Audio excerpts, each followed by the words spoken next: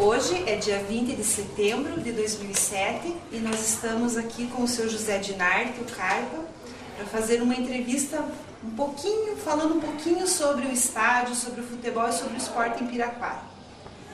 Seu José Dinarte. Bom dia. Bom dia.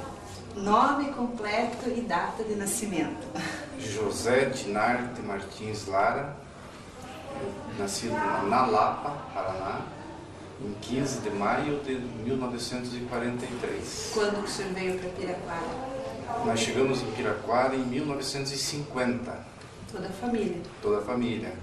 Meu pai, João Pimentel de Lara, ele era o agente da estação, da Rede de Aviação Paraná Santa Catarina.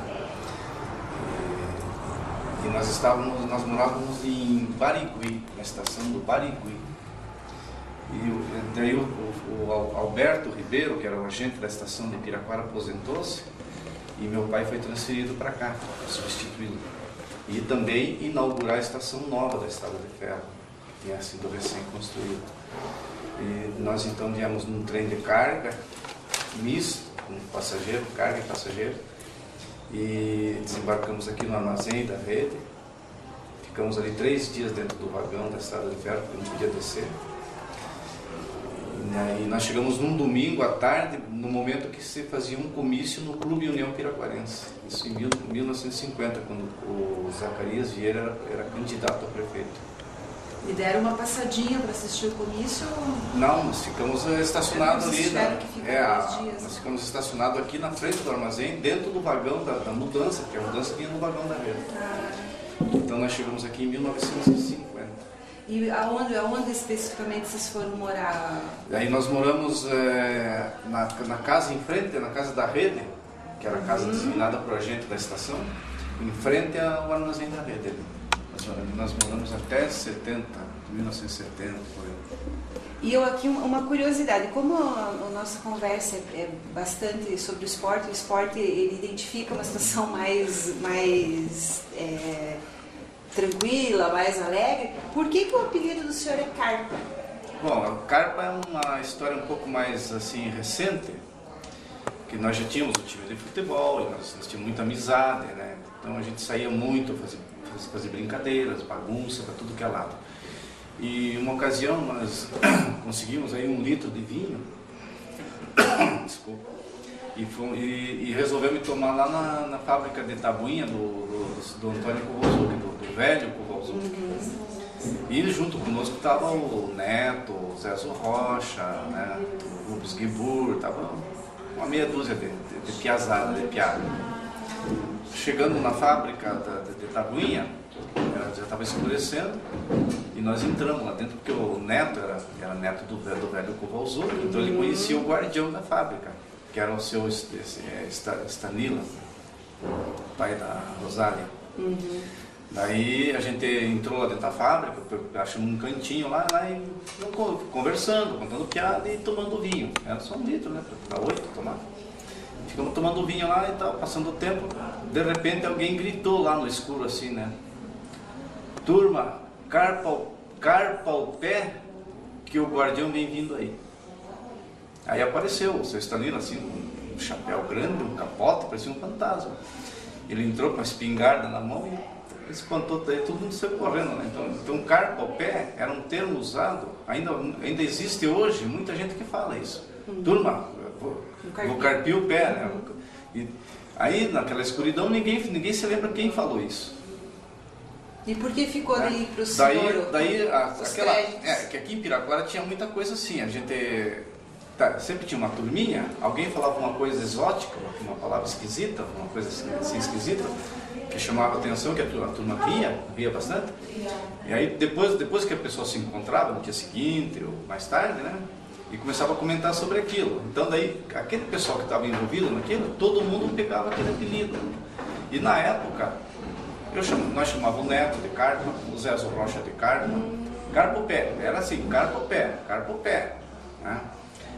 Só que veja bem, o pessoal foi indo embora de Piraquara e fiquei só eu.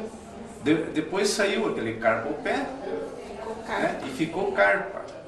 Hoje, por exemplo, era Carpa com C. Para tentar amenizar um pouco, para descaracterizar com o peixe, que muita gente pensa que carpa porque eu era peixe, ou que eu pescava, que eu gostava muito de pescar, né? E toda a vida lidando com água, com tanque, essas coisas, então muita gente pensa que é porque eu gosto de pescar, tem alguma relação, que eu peguei alguma carpa grande, ou inventei alguma mentira sobre carpa. Mas o que acontecia, na verdade, é que para descaracterizar esse carpa, peixe, eu comecei a escrever com um K. Né? E daí o pessoal começou a pensar que eu era parente do Scarpa de Pinhais. Muita gente me chamava de Comendador Scarpa. Tem até um aqui, o seu Ayrton, o homem da enxada, que até hoje ele me chama de Scarpa. Ele pensa que eu tenho um parentesco com a família do Scarpa lá de Pinhais, não tem nada a ver, né? Então essa é a origem do apelido. Porque no meio, né, do esporte os apelidos são bem mais fortes que o próprio nome. E tinha outra, por exemplo, o pessoal jogava bilhar, e chegava um e dizia assim, aquele cara é um nheso. Aí todo mundo que estava ali, um chamava o outro de nheso. E o que o nheso significava? Ninguém sabe. Deve ser uma palavra em polonês. Mas o que representava? Ele é lerdo, é desligado? Sei lá, ninguém entendia nada. Então apareciam esses termos, assim, né? De vez em quando aparecem, agora eu não sei, a gente não acompanha mais essa infância, a juventude, assim, a gente não sabe como é que é o... Mas é um costume que eu acho que passa de geração para geração. Isso aí, só que os termos se modificam, né? Então, a turma tinha vários termos, Piansky, né? Piansky, não sei o quê. Então era uma coisa que todo mundo se chamava. Aquele cara ali, aquele é um... Hoje chamam de cara, né? Hoje não é mais... naquele tempo você falava aquele cara, você tocava para fora, porque era um palavrão. Né? Aquele camarada. Ninguém chamava, que nesses termos de hoje a pesada, cara, né? Não, aquilo era mais fácil arrumar um termo assim, que todo mundo se chamava. Vamos dizer que fosse o cara hoje. E já que nós estamos então falando de cara, estamos falando de piazada, de juventude, nós vamos estar tentando situar nossa conversa mais ou menos na época mais antiga até os dias de hoje do que o senhor lembra.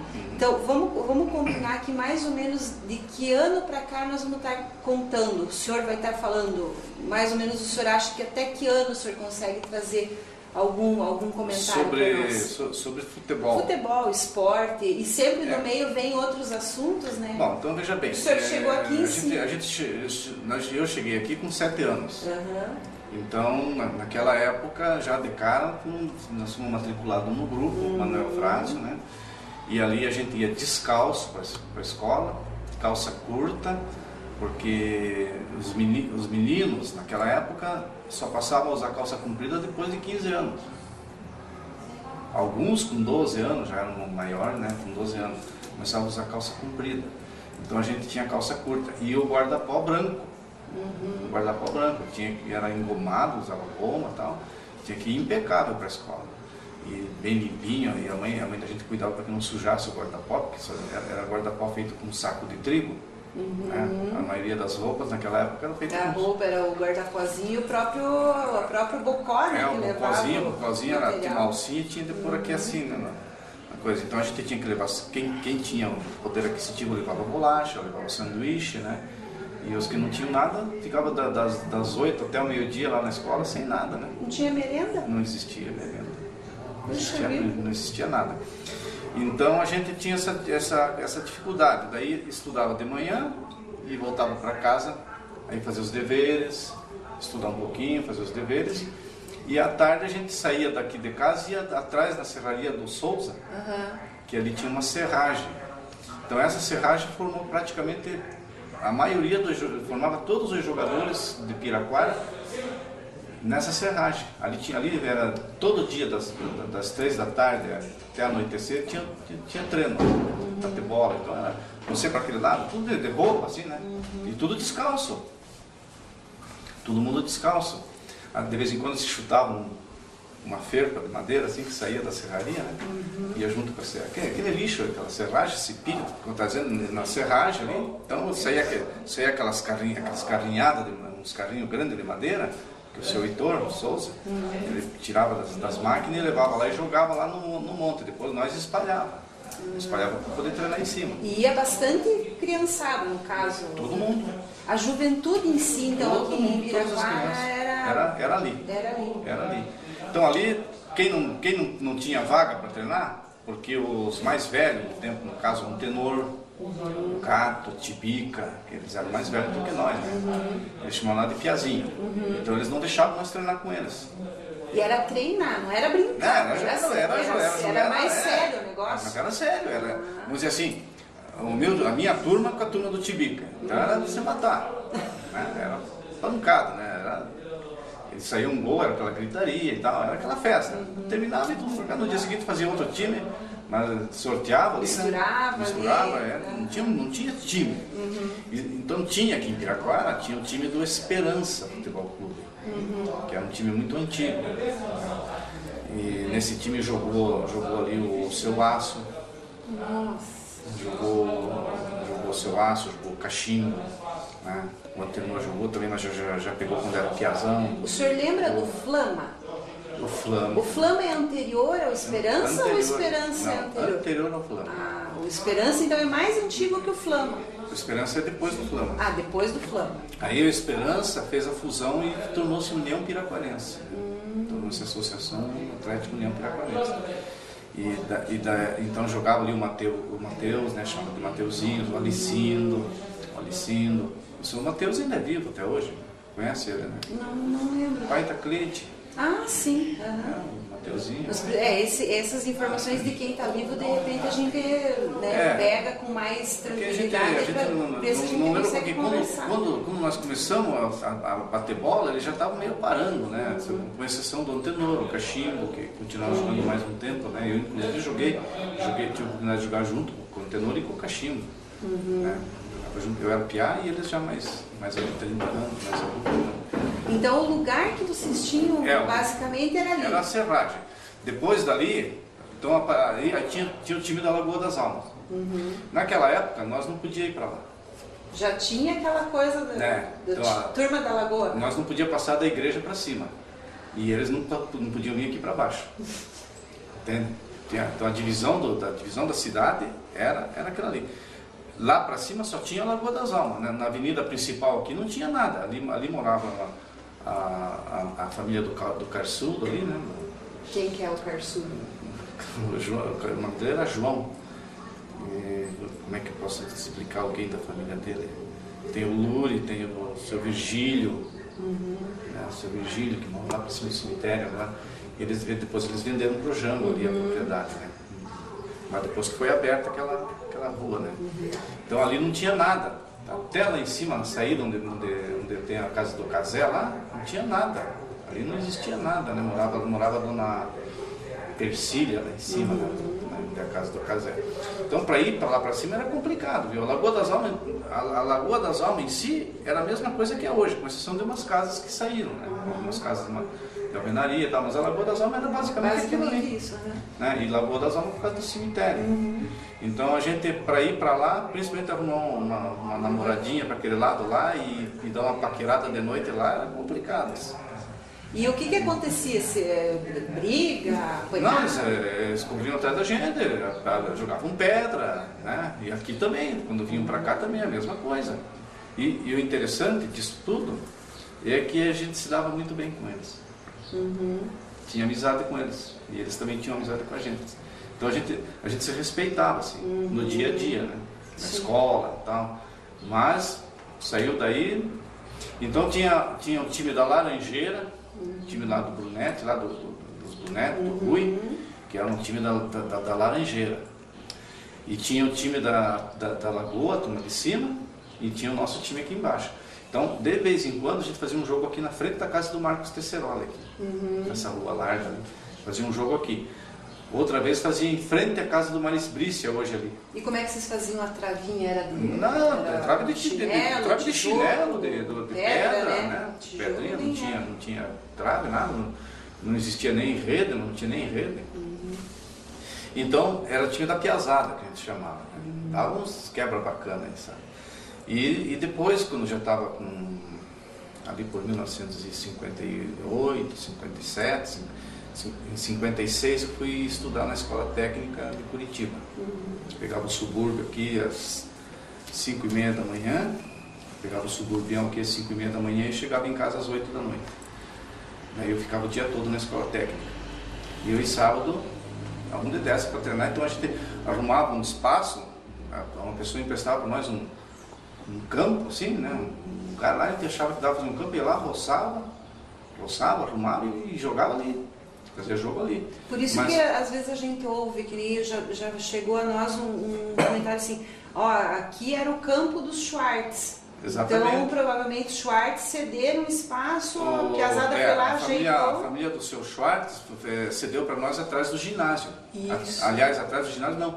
Toda aquela área onde está o ginásio ali, até lá em cima. Romário Martins. Romário Martins. Então ali a gente fez, até foi um campo bom, foi o último campo assim emprestado, varziano, que a gente chama campo de várzea, né? Então é onde tinha, nós tivemos campo aqui onde tinha a fábrica de vidro aqui, ali tinha um campo bom, que era o campo da fábrica de vidro, depois foi loteado aquela parte do Jardim Manumbi ali, e fechou a fábrica de vidro, então perdemos o campo ali. E aí tivemos lá no São Cristóvão, tínhamos 3 campos no São Cristóvão, ali para frente da tua... Você mora ali, né? Mora ali. Quase um pouco para cá do Mário Braga, ali tinha uma barroca assim, e ali fazia uma lagoa no meio. Então quando chovia, ficava meio metro de água ali, sabe? Então era uma coisa assim, fizemos um campo ali, só que a maioria das vezes não dava para jogar, porque juntava água, né? Depois fomos mais para frente lá, e depois por último no campo do Marujo. Que era bem no centro do São Cristóvão, lá também era no campo do Marujo. O campo do Zequinha então já é mais recente, que é o da Vila Fuc. Não, esse já é mais recente. Na Vila Fuc não tinha nada. Na Vila Fuc não existia nem casas. E a bola? O senhor me falou já, às vezes a gente fazia bola de pano. A bola é o seguinte, a gente, para brincar na rua, era bolinha de meia. Ia pondo meia, uma enrolando uma na outra ali, dava um nozinho ali e tal, fazia uma bolinha assim e chutava até destruir. E daí quando você já estava um maiorzinho, daí já era no campo? Na serragem, por exemplo, na serragem já era bola. Lá na serragem era bola. E quem levava a bola? Os ricos de Piraquara, né? Daí esse sempre jogava? Esse jogava sempre. Daí a mãe dele chamava, né? Alguém lá, para ir para casa. Pegava a bola e acabava o treino.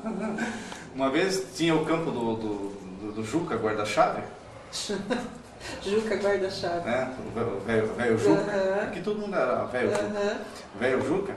Então era um pouquinho para frente da casa da Rosália. Era no terreno da rede. Sim. A rede não permitia fazer nada, mas para fazer o campinho ela deixou. E ele era guarda-chave.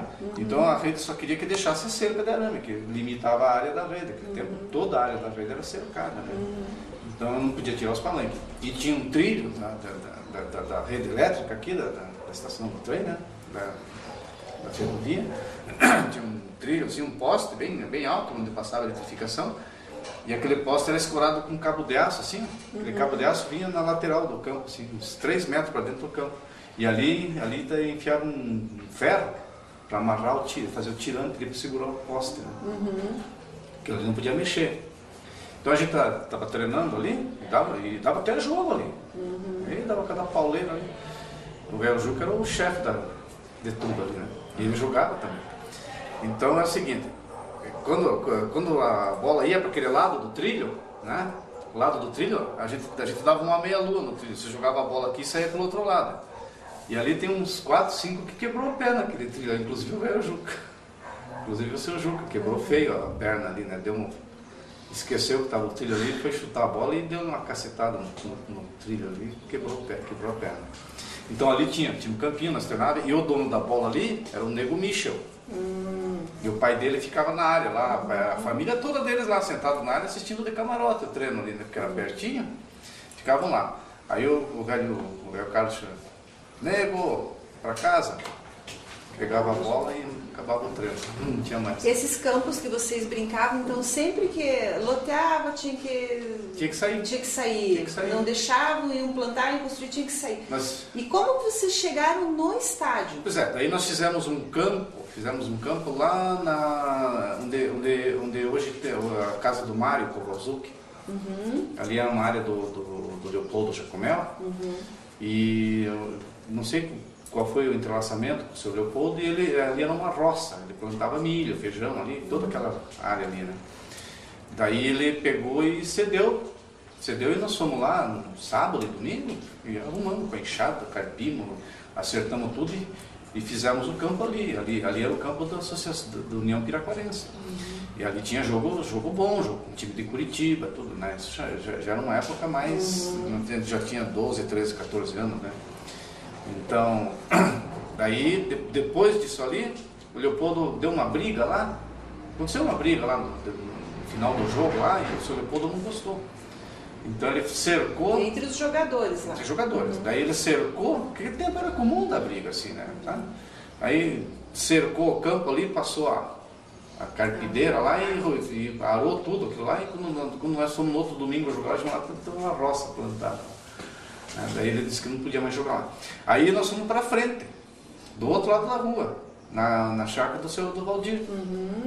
Ali tivemos um campo, acho que uns 4, 5 anos ali o campo. A gente fazia festival, fazia jogo bom ali, tudo, né? Festival, assim, só pra gente registrar, festival era como era chamado campeonato, né, antigamente, não? O festival era assim, você marcava para um domingo, começar às 8 horas da manhã. Então, geralmente, a gente, para atrair pessoas, a gente chamava um time de piá, um time de moças, né, de mulher, que já naquela época poucos times tinham, né, mas a gente convidava que trouxesse o time feminino, então ficava tudo marcado. Guri, meninas, depois jogava, vamos dizer, Lagoa das Almas contra a Roça Nova. Aí jogava Primavera contra o... Era quase como um torneio. Era o dia todo. Só que eram jogos assim mais curtos, né? Meia hora cada lado. Saía um e entrava outro. E todo mundo almoçava no campo, churrasco, ficava o dia, levava famílias, era um festival. E aí à tardezinho jogava, depois fazia a preliminar da tarde, o time titular, né? Que vamos supor, a União Piraquarense, que estava promovendo o festival. Jogava o segundo quadro do União Piraquarense com o segundo quadro de um time bom convidado para fazer a preliminar e a principal. E aí por 1h30 da tarde começava a preliminar. E às 3h30 da tarde começava a principal. Então a principal era o time titular da cidade contra o time de fora, o time bom de fora. E aí terminava o festival. Então eu tinha cerca de 8, 10 jogos por domingo. E as famílias acompanhavam? Todo mundo ia, acompanhava, assistia. Só para você ter ideia, esses festivais que eram feitos aqui ajudavam muitas entidades. Eu vou dar um exemplo aqui, por exemplo, o hospital. Quantos festivais foram feitos ali para ajudar na construção do hospital? Nossa, que bacana. Para ajudar na construção do hospital. Então, vamos dizer assim, a arrecadação não era uma fábula, mas também naquele tempo qualquer ajuda, né? Então ajudava muito. Igreja ajudava também, o pessoal do futebol participava da festa da igreja. E quem organizava? Vamos supor, se era a União Piraquarense que estava organizando, chamando para o festival, era esse time que organizava? Esse time organizava tudo. Então vamos supor que a comissão da construção lá do hospital queria fazer um festival. Então eles convidavam a gente para uma reunião lá no hospital, ou numa casa, aí, algum lugar. Então dá para fazer um festival dia tal para nós arrecadar dinheiro? Dá. Então daí o hospital, o pessoal do hospital, da construção do hospital, junto com o time, organizava o festival. Torneio já era assim, por exemplo, começava domingo agora, não acabava, passava para o próximo domingo. Então continuava no outro domingo. Então começava também 8 horas da manhã e até de noite. Só que o torneio era jogos assim de 10 minutos cada lado, e quem perdia ia bem no fora. Então era eliminado. Eliminado. Daí os que iam ganhando iam ficando. Era sempre bastante time participava? Nossa Senhora. É? Faixa de quantos? Esse último campeonato que a gente está organizando tem 30 equipes, né? 30 equipes. Se você marcar um torneio, grande, com uma premiação boa, você reúne 200 times. E na época, em torno de quanto vocês... Naquela época a gente reunia isso de cerca de 15, 20 times. E isso mesmo antes do estádio existir? Antes do estádio existir. E daí como é que vocês chegaram no estádio? Existia o campo do Valdirzinho? Aí ali em 1965, 66, nós perdemos o campo lá do Valdir também. E aí não tinha mais lugar para fazer campo. Já tinha andado Pirapara inteiro. Já tinha cigano, né? Já tinha ido para toda parte. Aí nós continuamos jogando só fora. O presidente do time era o Zacarias, o Amin Riech, né? Irmão do Bibi. E depois o Zacarias Vieira, também foi vários anos presidente do time. Depois voltou o Amin, né? Depois o Amin faleceu, daí ficou o Bibi. Então sempre teve assim, e era muito organizado, tinha reuniões. É isso que eu ia pedir tinha para o senhor contar um pouco sobre a organização. Tinha tesouraria, tinha secretário, tinha ata, tinha ofícios, tudo, sabe? Tinha tudo. E eles, já que a gente tocou nesse assunto, então essa organização, ela era só para o time de futebol? Só para o time de futebol. Não envolvia assim? Não existia futebol de salão. O futebol de salão veio depois. Existia, por exemplo, vôlei. Né? Piraquara teve 2 grandes times de vôlei, né? Teve dois times muito bons de vôlei, que era o time do ginásio, ali onde era o grupo, onde é o Manuel Frásio, era o ginásio, ali era o ginásio estadual. E atrás do Romário tinha cancha de vôlei, uma cancha de saibro. Do Romário? Do Manuel Frásio. Né? Tinha uma cancha de vôlei ali. Aquilo ficava assim, a gente assistia. Então era o futebol e o vôlei. Então era o futebol e o vôlei. E daí a gente como perdemos o campo, voltando no estádio, a gente perdeu o campo, né? E ficamos sem campo. E continuamos jogando fora. Então a gente marcava o jogo, Campina Grande do Sul. Convidavam, naquele tempo era por ofício, não era telefone. Então a gente recebia ofício muito bem feito, sabe? Temos a grata satisfação de convidar vossa equipe, vossa valorosa equipe, vossa briosa equipe, com o primeiro e segundo quadros para jogar no nosso campo. A Campina Grande do Sul também era que nem aqui nós. Tinha um campo atrás do cemitério, onde hoje é o estádio municipal. Só que era uma barroca. Nós íamos jogar lá. Nós íamos 1 ou 2 vezes por mês jogar lá. E como que vocês iam? A gente ia de caminhão. Então tinha o caminhão do Tico Barão, o caminhão do Tico Barão, o caminhão do Didi Costa ali, falecido Didi. Então a gente reunia aqui no frente ao bar do Zene, ali embaixo, reunia ali meio-dia para sair 1 hora. 1 hora. Então o caminhão encostava ali, todo mundo arrumadinho, né? Ia quase mais de 100 pessoas em cima do caminhão. Porque ia o time, ia a família... Ia todo mundo. Tinha todo mundo. Então a gente chegava ali, eu por exemplo, eu estudava, não tinha dinheiro, né? O pai não dava, o pai não queria que eu jogasse futebol. Não dava o dinheiro. Então a gente ia lá, eu não tenho dinheiro a mim que cobrava ali, né? Um tostão por cada 50 centavos. Né? Esse dinheiro era para pagar combustível. Esse dinheiro era para pagar o caminhão. Às vezes não arrecadava, não pagava, né? Porque a maioria não tinha dinheiro. Daí o seu Amin pagava do senhor. Ele não mandava subir, né? A maioria subia de graça. Tá? Então nós ia cantando, fazendo bagunça, e se empurrando em cima do caminhão. E você ganhava o jogo, então, meu Deus do céu. Então era uma taça, né? O prêmio do jogo. Mesmo que fosse um jogo, um amistoso, ganhou, empatou ou ganhou, trazia a taça. E quem oferecia era o time que estava convidando. O time que convida. Disputar um valioso troféu. Chegar lá era uma tacinha de lata, assim, daquelas cromadas, né? Uma tacinha de lata cromada, assim. Mas pra gente era muita coisa, né? Então, na verdade, o esporte que a gente praticava, eu joguei vôlei, né? Eu joguei no time Nem Que Morra. Nem Que Morra. Tinha o Big Boys e o Nem Que Morra. O Nem Que Morra era o time do Gerdau. Falecido Gerdau também era um esportista completo, né? Completo. E daí eu ainda tive a oportunidade de, quando fui estudar na escola técnica, nós tínhamos 7 horas da manhã, tinha aula, a primeira aula era antes do café, que a escola técnica dava café, almoço e lanche à tarde. Então, antes do café tinha educação física. Tivesse frio, tivesse chovendo, tinha educação física. E na educação física sempre tinha um esporte, no final, 10 minutos depois da aula, assim, o professor dava lá um... Então, a escola técnica tinha piscina, tinha cancha de futebol de salão aberta, né? Aberta, e tinha o ginásio de esporte, onde tinha cancha de basquete. Então lá eu aprendi a jogar futebol de salão, eu aprendi a jogar basquete, joguei no time da escola técnica. Nós fomos várias vezes campeão da escola técnica de futebol de salão, fomos campeão do paranaense de futebol de salão também, na época, né?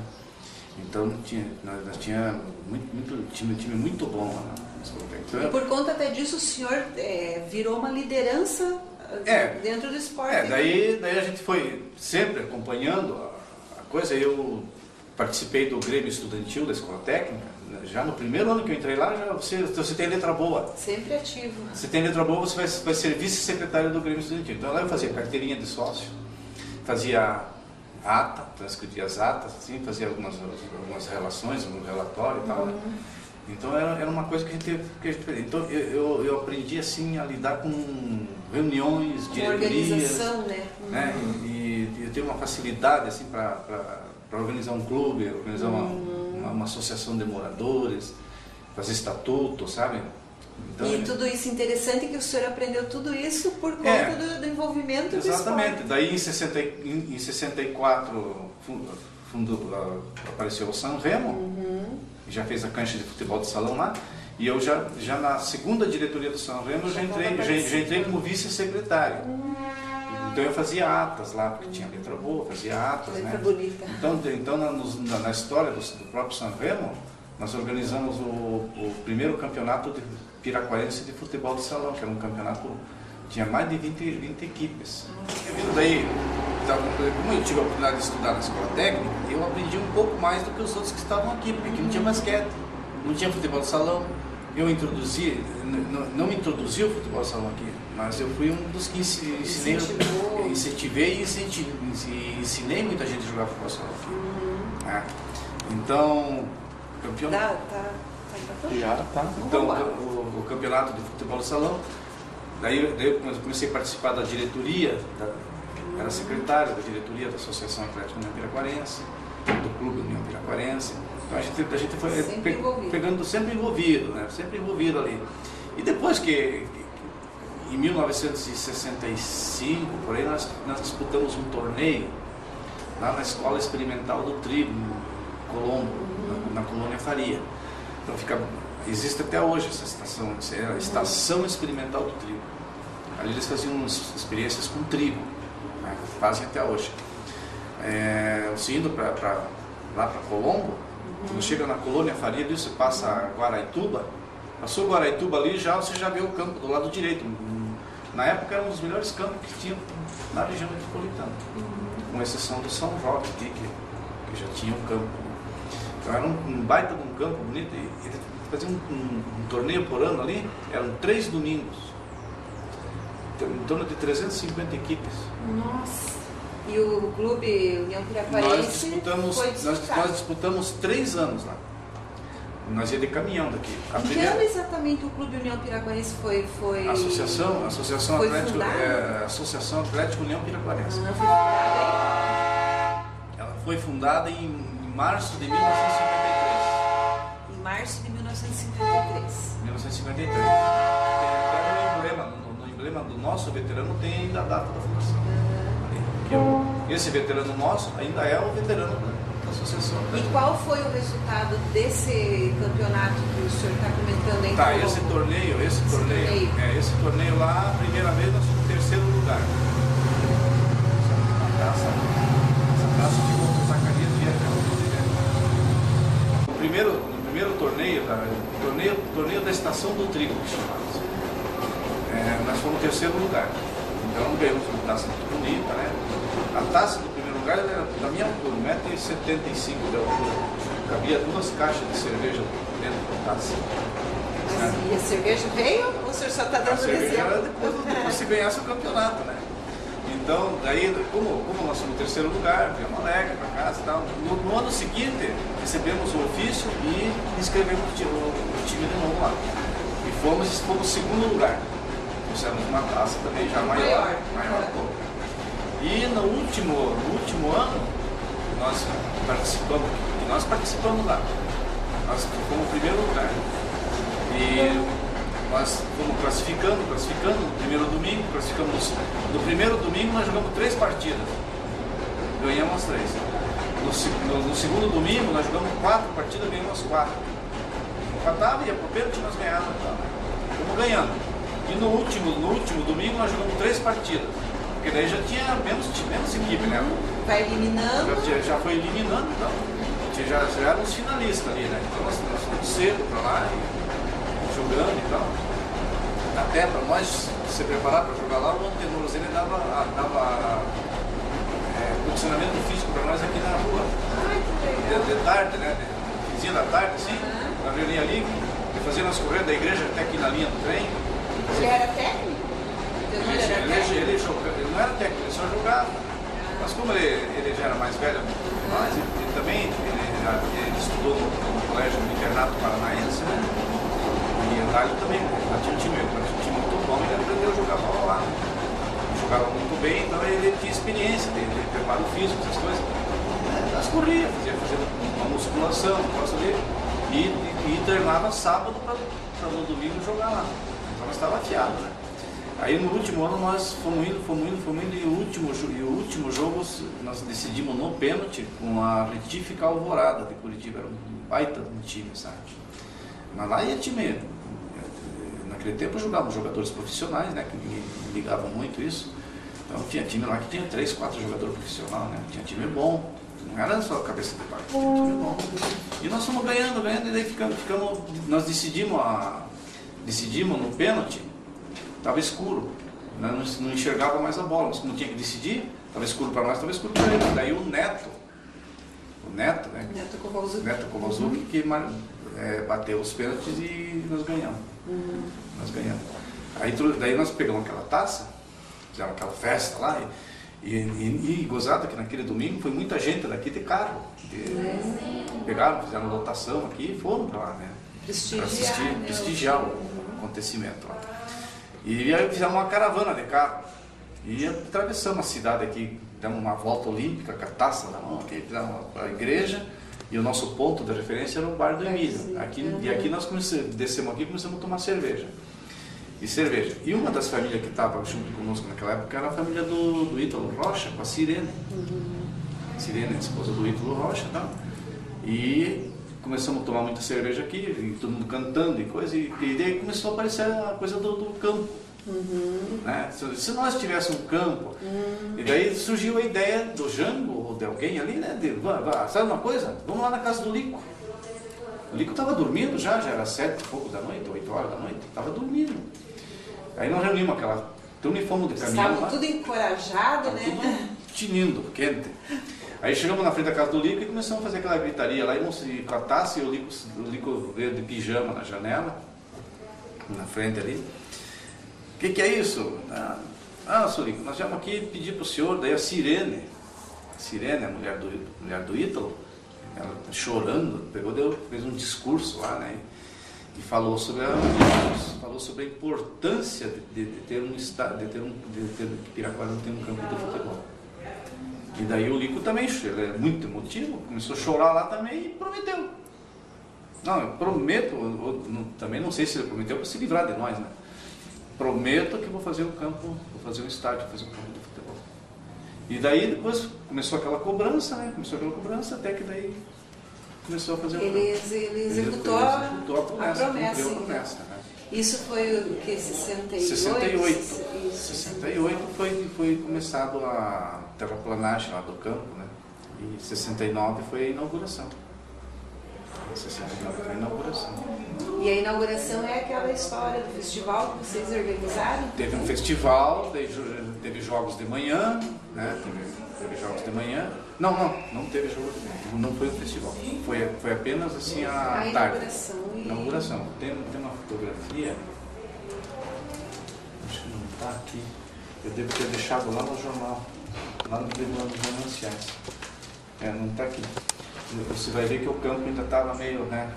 Então teve só o jogo a preliminar, né? Que o Gerdau fez o primeiro gol.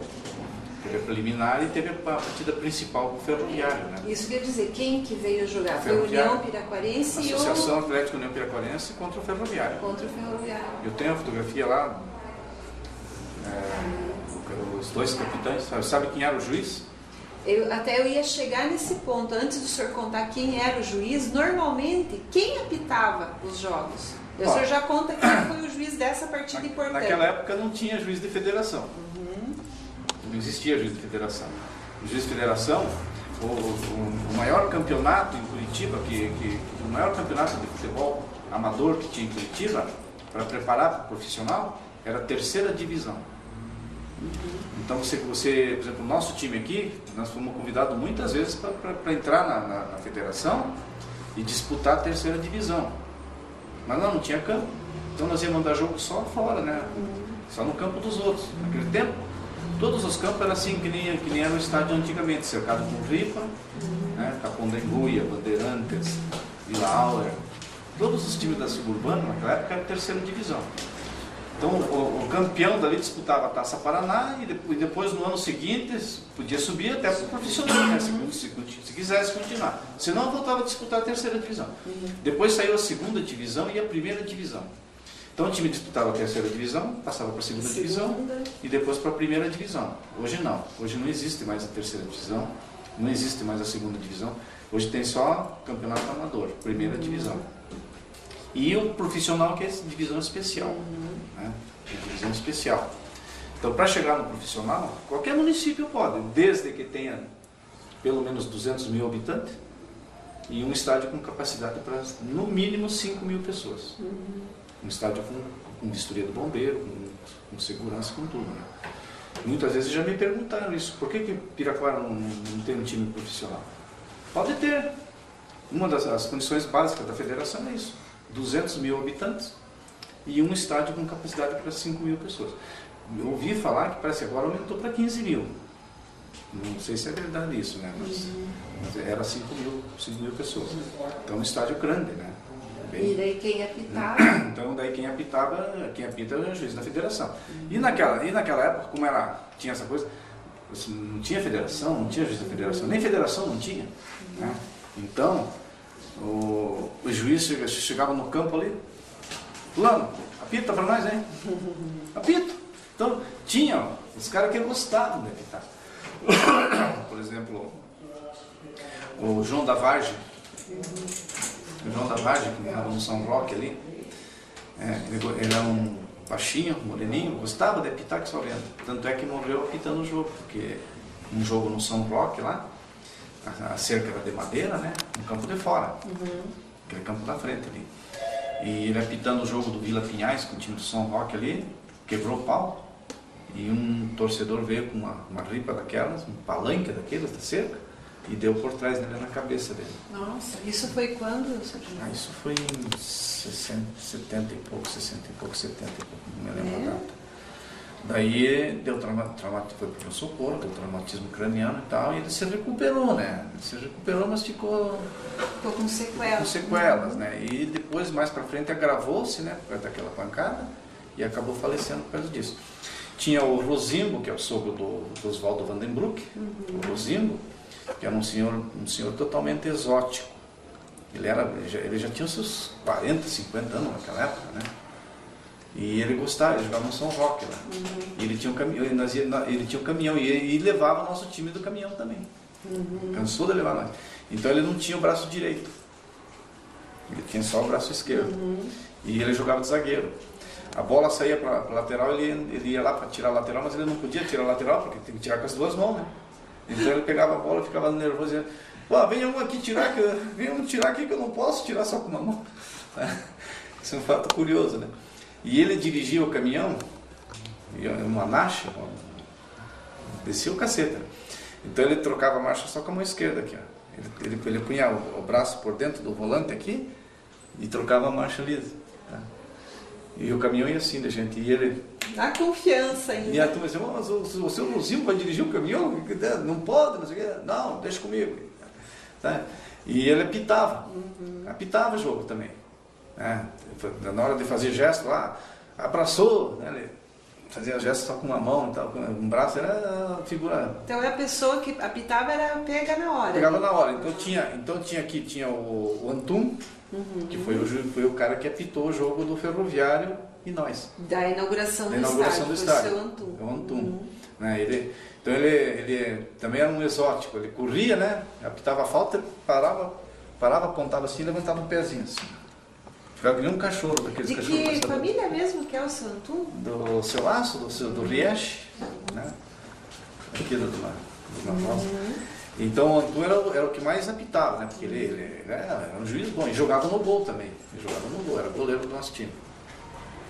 Tinha o Pé de Pano, Miguel Pé de Pano, Pé de Pano porque ele sofreu um acidente e perdeu a parte do pé aqui. Então ele usava... Eu tô dando risada porque um que gostava não tinha o braço, o outro tinha problema no pé. E gozado, que esse pessoal apitava jogo e não... Eles não eram excluídos, né? Não tinha bandeirinha, não tinha bandeirinha, às vezes não tinha nem apito. Quantas vezes apitaram jogo com um apito de chamar nambu, sabe? Esses apitinhos assim, outro dava um grito lá, levantava a mão, não parava. Não acontecia assim, brigas assim. Tinha essas briguinhas. A única coisa mais grave foi essa do São Roque. São Roque, essa foi uma coisa o pessoal de Pinhais lá, né? Mas quem acertou ele então foi um jogador do time de Pinhais. Do time de Pinhais, né? O pessoal de Pinhais. Porque aqui, pelo que o senhor relata, o povo brigava, entrava no cacete, mas se respeitava. Não, a briga que dava. Uma agressão mais séria. A briga que dava, assim, geralmente dava lá uma entrada violenta, né, e tal. Aí começava a querer brigar, já a turma entrava no meio, apartava, né, dava um tapa, um soco, ali não tinha esse negócio assim, a não ser que fosse uma briga muito violenta, né, acontecia, esporadicamente acontecia. Não com frequência. Que você veja, por exemplo, depois que eu assumi o time da Associação União Pitaquarense, que ficou comigo, vamos dizer assim, desde 1970, 69, 70, 69 eu já estava na organização da inauguração do estádio. Então dessa época para cá eu fui me destacando, né, no time. Primeiro, eu toda a vida tive muita coisa com a disciplina. Quando eu assumi a Associação Atlética União Pitaquarense, eu tinha uns caras brigando, nós tiramos fora. Você vai ficar 3 partidas sem jogar. E cumpria. Ficar, tinha que cumprir. Ele ia lá no campo e não jogava. Bom, me perdoa, eu queria jogar. Não tinha a quem chorar, né? Então, como só existia futebol, só existia futebol e cinema, o futebol era a atração dos domingos. Não tinha outra coisa para fazer em Piraquara, não assistir um jogo de futebol no campo. Fosse onde fosse o campo. Então, o cara que jogava no time, ele tinha uma satisfação, porque lá todo mundo ia ver o cara. Tá, ele virava de repente assunto da semana. Tinha jogador que não era conhecido aqui na cidade e acabava sendo herói, né? Muitas pessoas aqui se transformaram em heróis não sendo nada, né? Sendo uma pessoa assim totalmente comum. Então a coisa era desse jeito. Então o juiz se pegava ali no campo, até recentemente aí, o Roque, apita aí para nós, o Lorival, ali o irmão do Leonel. O próprio Valdir acabou virando árbitro, Valdir, né? Então, até hoje fazem jogo ali, parece, apita aqui para nós, e o cara apita e vai, brinca, sem bandeirinha, sem uniforme de juiz, sem nada. Todo domingo que nós jogamos, nós fomos lá confraternizar um time de veterano. Então a primeira filosofia do veterano é um lazer, uma confraternização. Então nós trazemos aqui em Piraquara times famosos, times importantes, como Iguaçu, né, como o Combate Barreirinha, que é a primeira divisão, eles têm os veteranos. Nós estamos agora preparando o nosso grupo, porque o nosso grupo já passou de 50 anos, Nós estamos preparando o nosso grupo para disputar o campeonato em Curitiba, ou quem sabe trazer uma ponta do campeonato de veterano de Curitiba de cinquentinha, que agora é novidade, né? Agora a federação lançou o campeonato, para não acabar com os veteranos, lançou o campeonato de cinquentinha, só joga acima de 50 anos. Então, por exemplo, em Curitiba já tem o Iguaçu, o Combate Barreirinha, o Capão Raso, o Trieste, né? A Vila Fani. Então, vários times têm um campeonato bom. Já há 2 anos que disputam, que sai esse campeonato. E o ano passado convidaram o nosso time, porque nós jogamos contra esses times. Nós jogamos. O Flamenguinho, a Santa Felicidade. Então, nós jogamos muito com esses times, entende? E somos muito conhecidos. Então, na Lapa, Araucária, Campo Largo, não existe assim, um município que nós não fomos jogar ainda. O que aconteceu foi uma...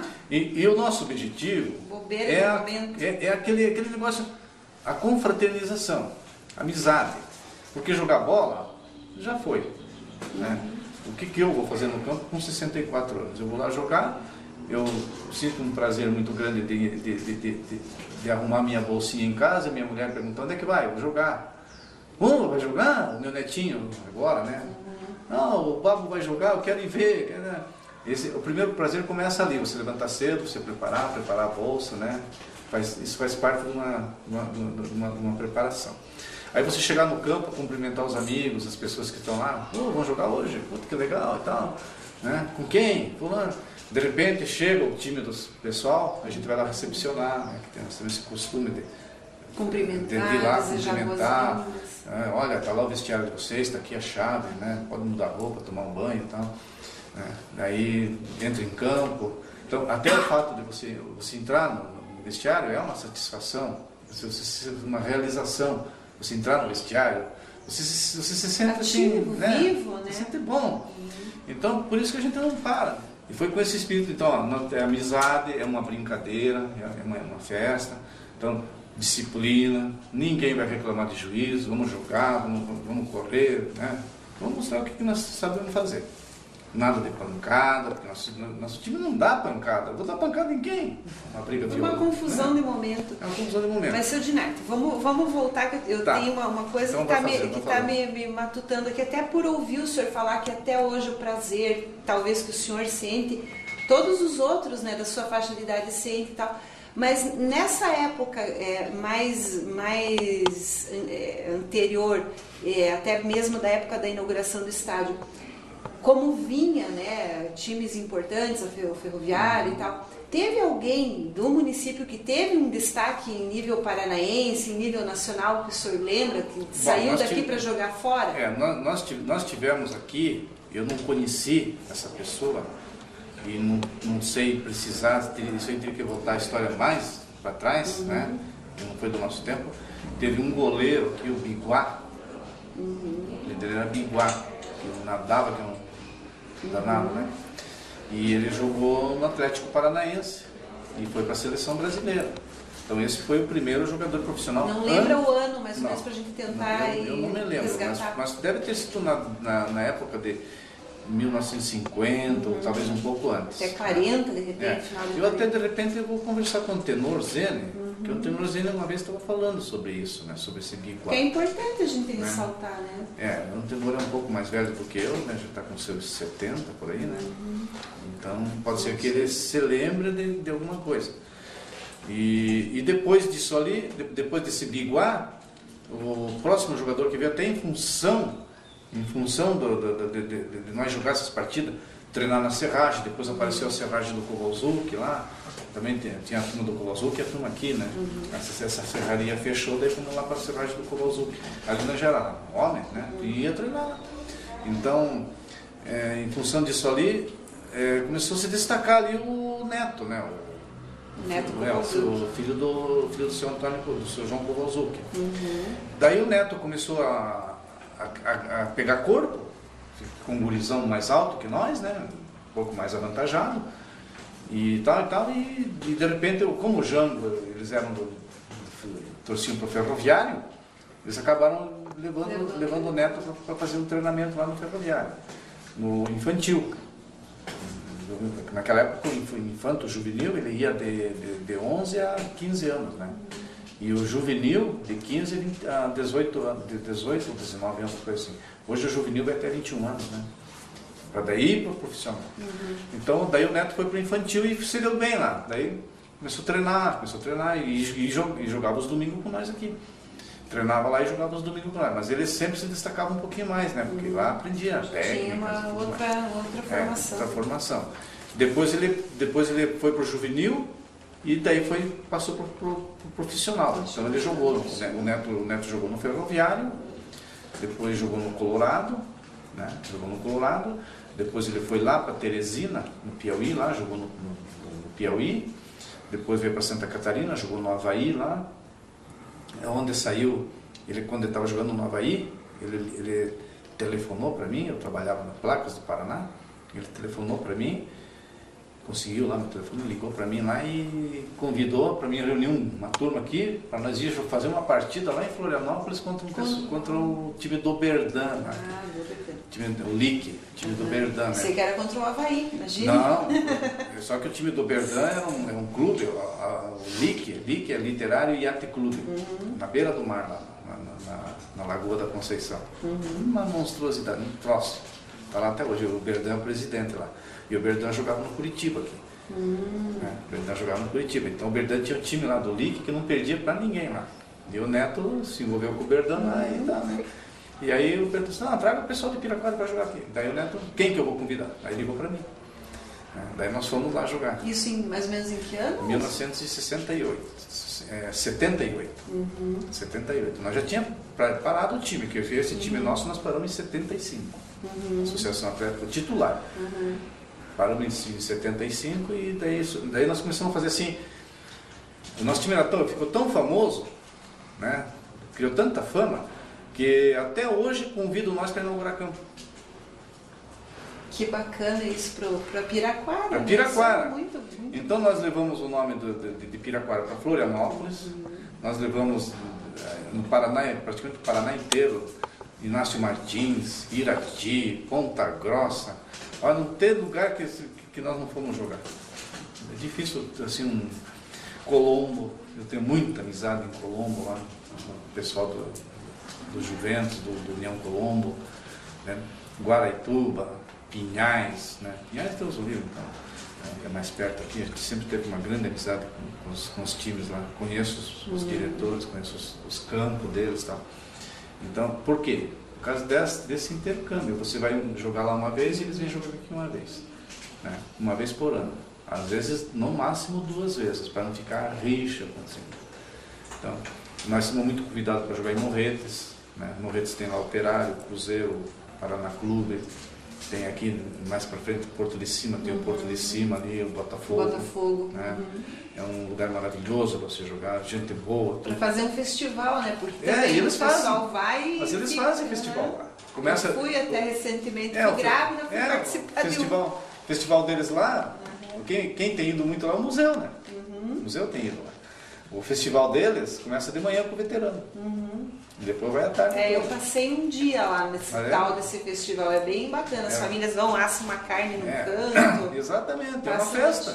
É festival, né? Então é assim. Daí profissional daqui de Piraquara, saiu só o Neto. Né? Depois apareceu aqui em Piraquara o Moisés, que não nasceu aqui, não era daqui. Ele já veio do profissional para jogar para o Rocio, lá com as capoeiras. Mas ele chegou a morar aqui ou não? Não, ele morou, ele veio. Porque o Moisés ele jogava no Primavera, em Curitiba, no profissional do Primavera. Daí os Belão convidaram ele para vir jogar aqui, então veio ele, veio o Reinaldo e veio o irmão do Reinaldo, 3 profissionais. Todos do Primavera. Todos do Primavera. Né? Daí jogavam lá nas capoeiras. Esse Reinaldo casou com a Flora. Reinaldo Munhoz, separado da Flora. Eu sei quem é. Da Flora Munhoz, a Florinha aí. Florinha que trabalha no Poção. Isso. Sei quem é, lembro dele. Então, o irmão dele jogava em Curitiba e vinha jogar por Rocio aqui. Né? E o Moisés não tinha naquela época, desempregado. Né? Daí o que aconteceu? Os Belão contrataram ele pela Sanepar, deram emprego para ele na Sanepar, né? E daí ele veio morar aqui em Piraquara, morava ali na Vila Santa Maria. E jogava no time das capoeiras. E jogava no nosso time também. Tem uma fotografia aqui que tem ele.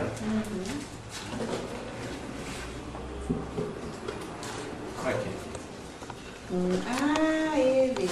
Esse aqui era o Moisés. Até na sequência a gente visualiza um pouquinho mais, até para o senhor contar um pouco. Pois é. A gente vai selecionar algumas fotos. Então, daí o Moisés já veio profissional para cá.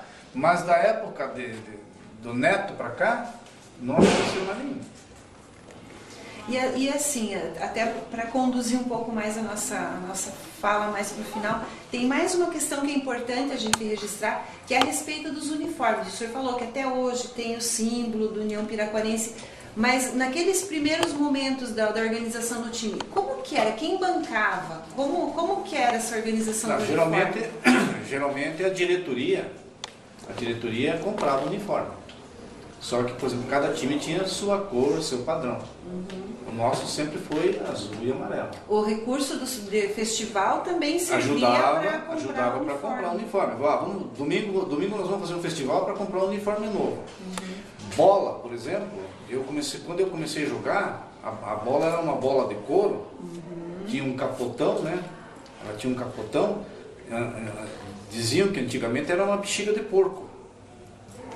Era a bexiga do porco. Daí tinha aquela tripa assim, ó, que era um bico, né? Nossa, isso aí é uma história lá medieval, então não é tão longe assim. Aí chegava antes do jogo, né? Antes do jogo, primeiro terminava o jogo, vamos de trás para frente. Terminava o jogo, você pegava aquela bola tudo suja, às vezes no barro, tudo suja. Uma bola desse tamanho assim. E um couro grosso, né? Então você pegava aquela bola, lavava com sabão, lavava. E daí ia no açougue e pedia sebo. Pedia sebo para o açougueiro e passava sebo em toda a bola. Uma bola tinha que durar um ano. Para aquele couro, né, conservar. Né? Então passava sebo, deixava toda a bola toda encebada. Até você ia jogar, ela estava lisa. Aí tinha aquele capotão, daí tinha um corte assim, no gomo da bola tinha um corte assim. Você enfiava aquela bexiga lá dentro, né? Enfiava no capotão. E naquele corte tinha uns furinhos, assim, tinha uma corda de couro, um cordãozinho de couro, que nem um cordão de sapato. Né? Às vezes você levava meia hora porque não passava, não entrava, porque trouxe uns buraquinhos ali, né? Não tinha esses grampinhos que tem hoje. Então você imagina você passar aquele fio de couro ali naqueles buraquinhos assim, às vezes entupido e tal, era um drama, sabe? Era um drama. Tem que pegar uma agulha de sapateiro assim, e costurar ali. Aí você introduzia aquele negócio lá e deixava o bico para fora. Aí se enchia. Com a boca. Com a boca. Cansava, pegava outro. Misturava a baba de todo mundo. Todo mundo. Aí um apertando, está bom. Pô, já não aguento mais, tá bom? Né? Mais um pouco. Tinha que ficar dura, pô. Aí enchia o máximo que dava, aí dava para fazer dava uma travada assim naquele bico, tipo de um nó assim para dentro assim, e jogava aquele bico para baixo do couro ali, de um jeito que não vazasse, né?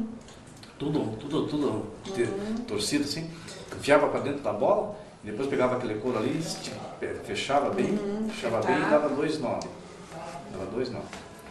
E vai bola pro campo. Então o problema era o seguinte, quando a bola vinha por cima, que você ia cabecear. Se pegava aquele lado que estava da costura ali na cabeça, até desmaiava, sabe? Então era o seguinte, se você desse uma cabeçada, a bola ia subir, não chutava-se muito alto, né? Que nem hoje. Se a bola subia uns 15 metros de altura e você fosse cabecear a bola, a cabeça entrava para dentro do corpo. Né? Era terrível. E daí então já nessa época, desde o uniforme, a bola... Então daí tinha uma coisa que fazia parte do uniforme, que era o gorrinho. Então tinha um gorrinho. Eu usava aquele gorrinho para não machucar a cabeça, cabeceava. Eu parece que eu vi uma foto. Isso aqui, ó. Não seria isso aqui, ó? Isso aí. Esse gorrinho aqui tinha que ser da cor da camisa. Acompanhar era o uniforme. Fazia parte do uniforme. Mas que interessante, né? Olha o Aguilar aqui. Interessante você ter um... Eu falando que você tem uma... E deve ter... Olha outro aqui. Porque eu vi em mais situações essa história do todo gorrinho. mundo. Principalmente quem jogava na defesa.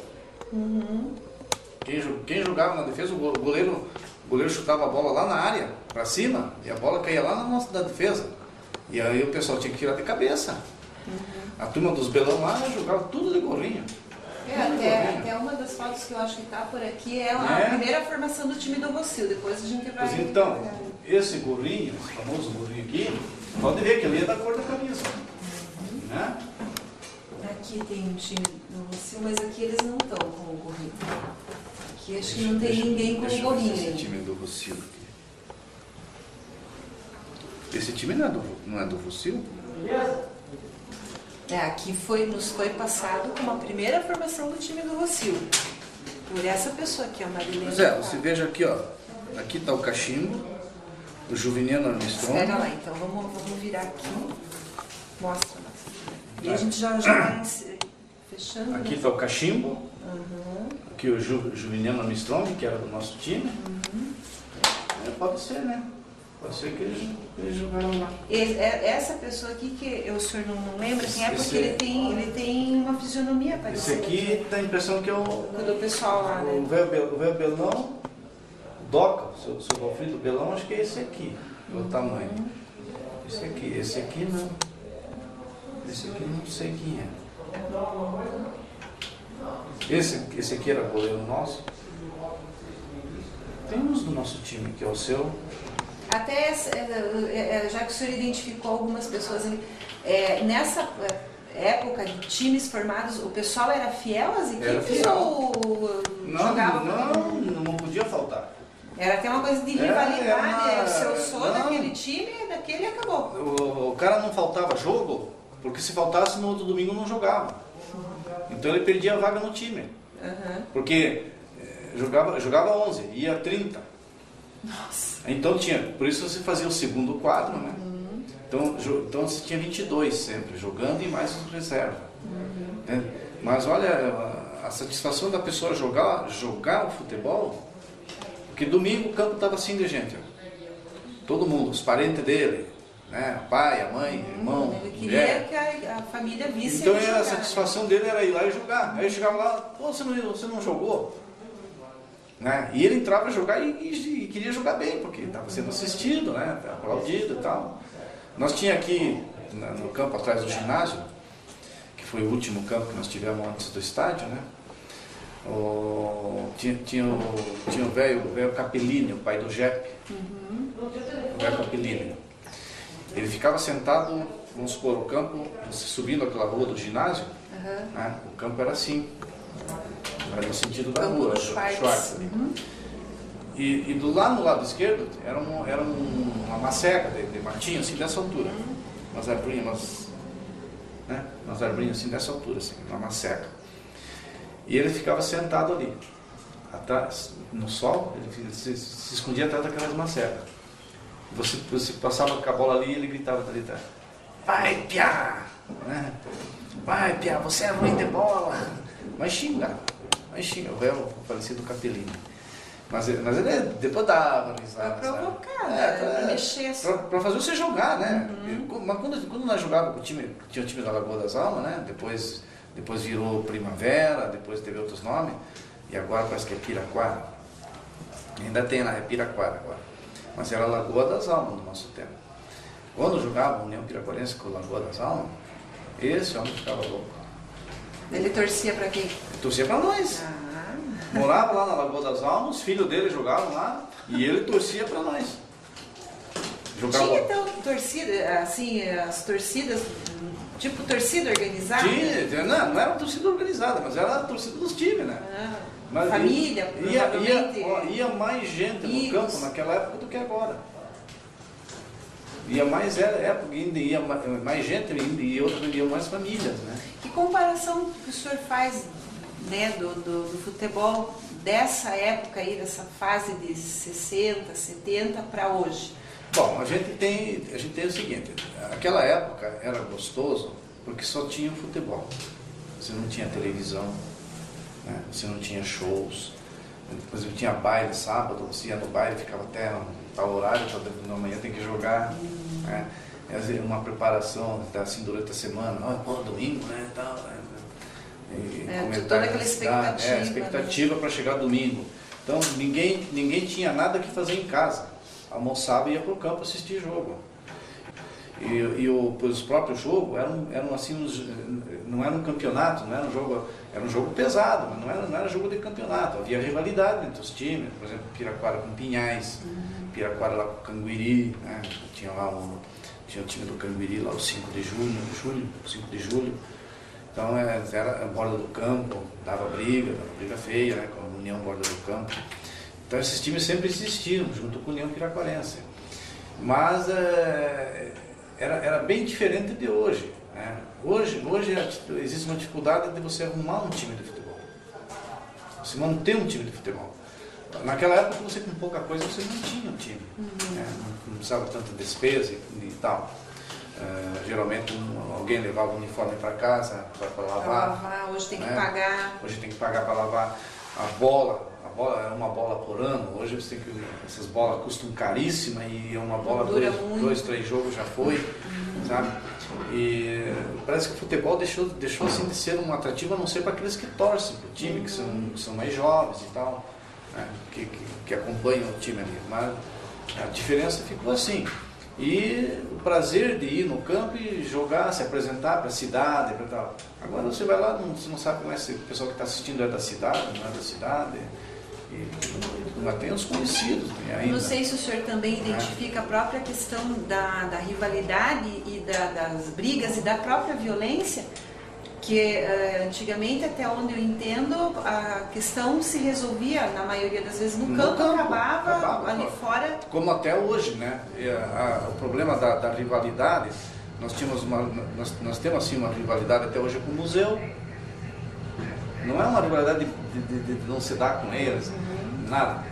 Mas quando na época, antes de ser museu, era o Estrela, o time do Gair, né? Estrela da Manhã. E esse Estrela da Manhã formou-se com um pessoal que não tinha espaço para jogar no União Piraquarense. Porque era muita gente. Muita gente. Então, daí o que aconteceu? Eu vou lá no campo, o Carpa não me põe. Mas, nós tem que pôr os melhores, né? Então não sobrava espaço. Aí o que aconteceu? Numa reunião lá, o Gair disse, vamos fazer o seguinte, nós estamos querendo fazer outro time. Quem que você dá para nós? Não, convide. Aí ele convidou, né? Então uma boa turma do nosso time que estava sobrando, saíram do nosso time e passaram a jogar no Estrela. Então ficou União Piraquarense e Estrela. E quando, uma vez por ano, sempre no aniversário de Piraquara, nós fazíamos o clássico de Piraquara, que era o Piraquarense e o Estrela. Que bacana. Olha, era jogo pesado, jogo mordido. Ali era para pegar mesmo. O Edir quebrou a perna do Valdir Costa Lima. O Edir, violência, quebrou a perna do Valdir Costa Lima. E ninguém brigou, ninguém agrediu o Edir. Todo mundo se reuniu ali, juntamos ele, pusemos numa tábua daquelas da cerca ali e no hospital a pé, correndo. Pusemos lá do campo. Pusemos lá do campo, correndo até no hospital ali, em cima de uma tábua daquelas do campo. Então assim, nós se encontrávamos na rua, tinha amizade, todo mundo saía junto, né, festa e coisa e tal. Mas lá no campo, rivalidade. Então era rivalidade. Como hoje, depois nós formamos um veterano, formamos um time de veterano e o nosso veterano começou a inchar. Chegou um ponto que ia 30 jogar lá no campo, só podia jogar 11. Aí houve também aí saiu o museu. Daí saiu o museu. A não ser o Grêmio, né? O Grêmio que foi que a gurizada, eles não tinham espaço para jogar com nós. Né? Porque o pessoal do Grêmio nunca jogou no União Piraquarense, no time titular da cidade. Quando apareceu o Grêmio já não tinha mais no União Piraquarense. Eram filhos de jogadores do União Piraquarense. Aí o que aconteceu?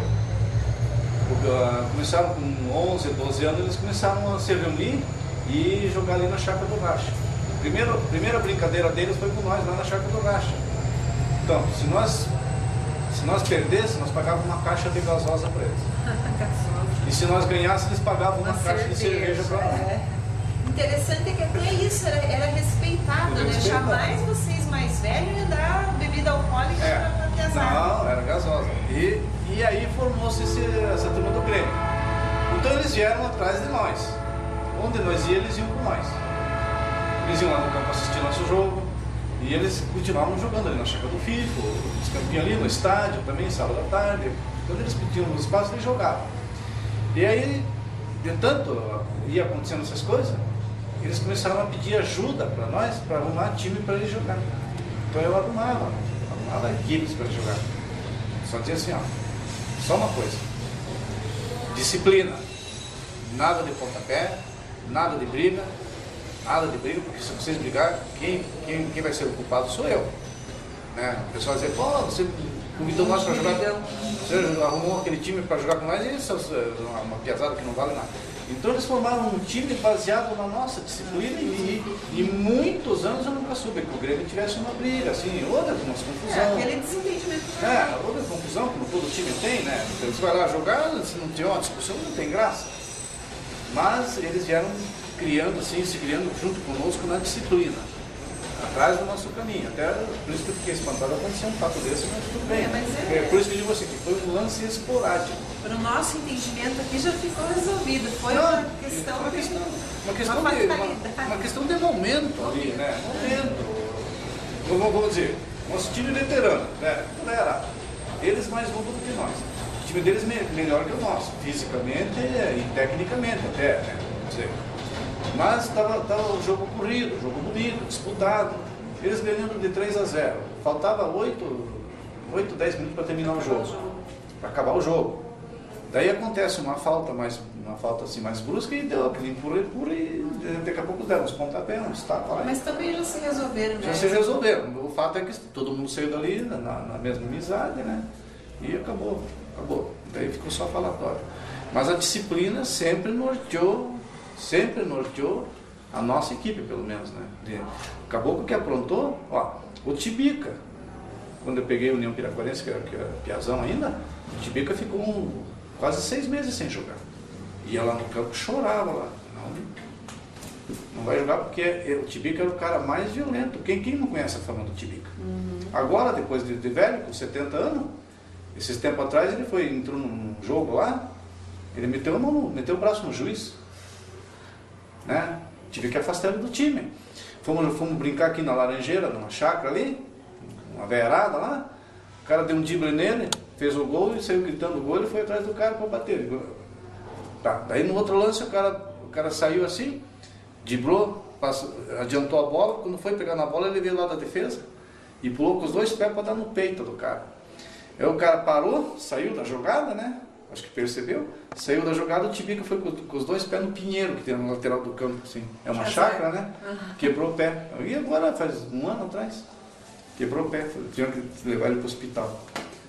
Eu digo, Tibica, não dá, né? Ele era para vir domingo aí, só que daí ele tinha um problema lá, viajou, não pôde vir. Mas já o que é de criança. O Tibica era o cara mais violento, não tinha. Ele ia com os 2 pés na cabeça do cara, sabe? Começou a jogar. De repente começou a jogar que nem uma moça, porque ele tinha medo que se ele plantasse qualquer coisa, e a briga sempre começava com ele. Então ele começou a criar aquele medo, né, de ser suspenso, suspenso mesmo. Tinha choro, plantou qualquer coisa e ia lá para a reunião. O que ele fez?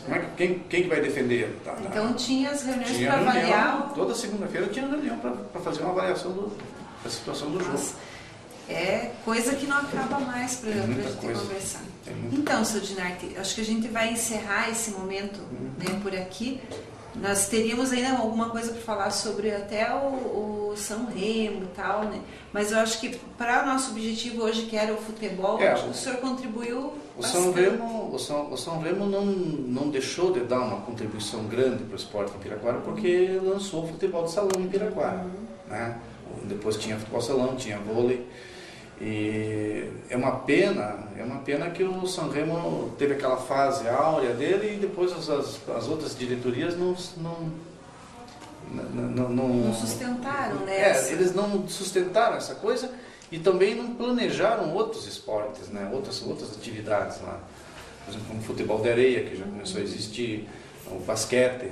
Eu até lamento, porque veja, Piraquara nunca teve um time de basquete. E é difícil introduzir o basquete e o handebol aqui. Eu que trabalhei um pouquinho na área, é difícil. São poucos os que se interessam. Mas você veja bem, eu já vi gente jogando, eu já vi gente que tem bola de basquete em casa, que joga em casa. Joga não, fica batendo bola, porque gosta. Ali no Mário Braga tem um pessoal que se reúne ali todo fim de semana. Mas tem cancha?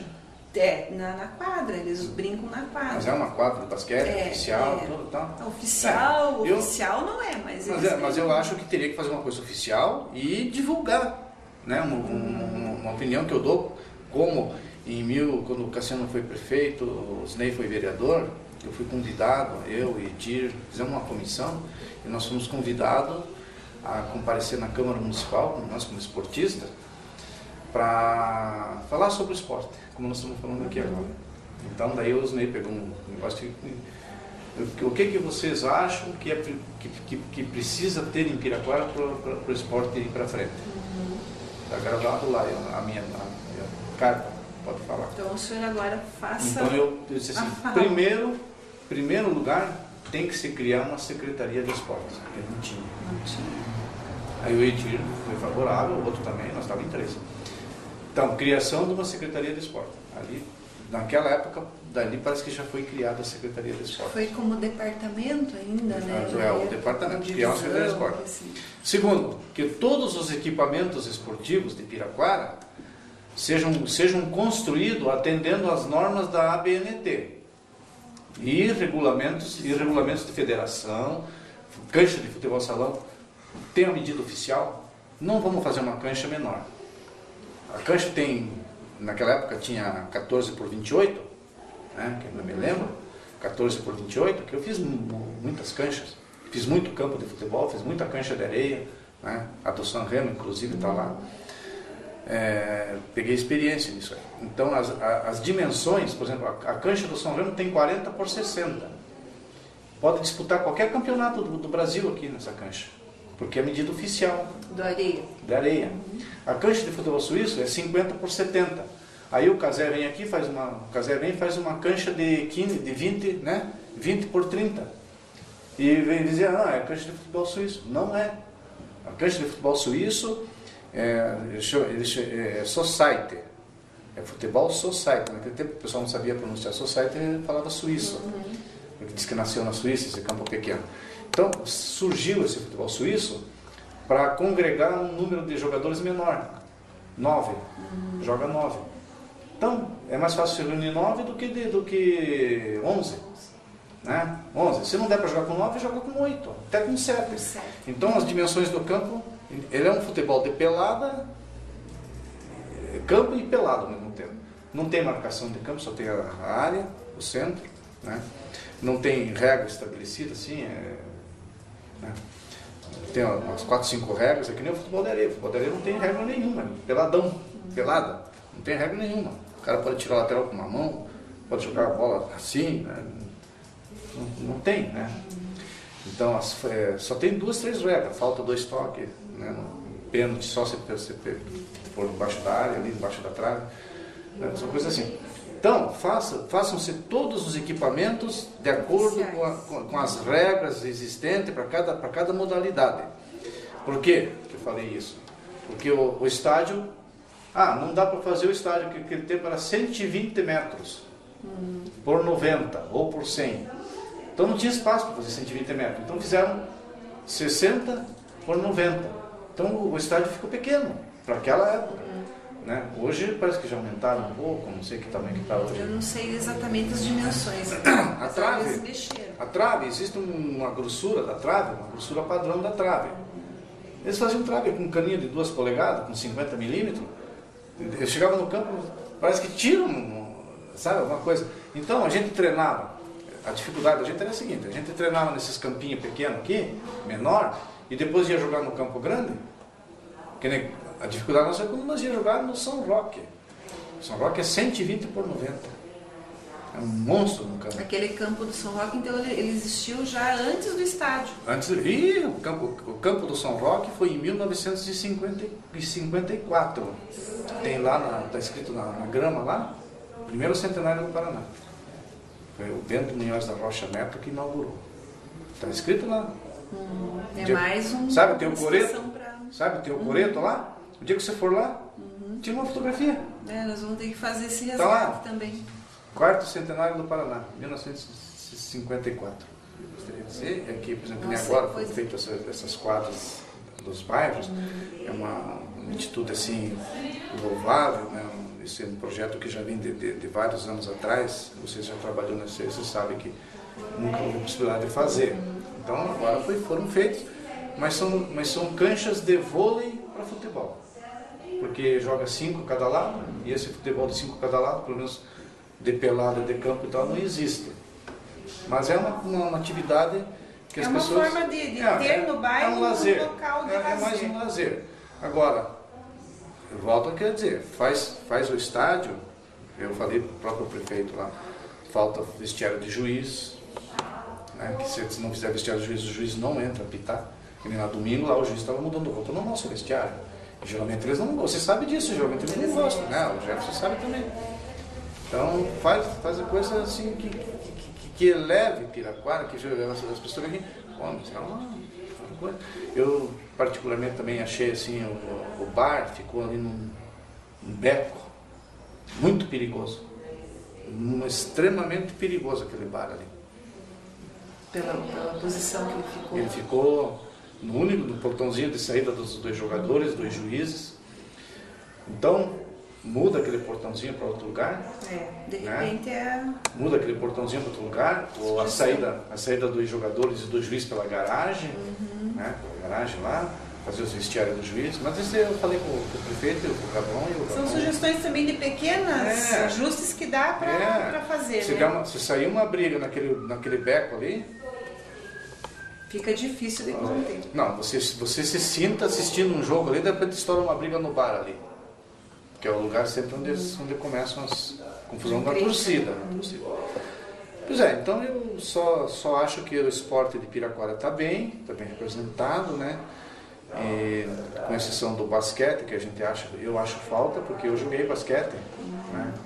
Eu acho falta, e de repente ela seria uma atividade a mais, até para nós. A gente pensar uma forma de criar equipamentos até para popularizar um pouco mais aqui.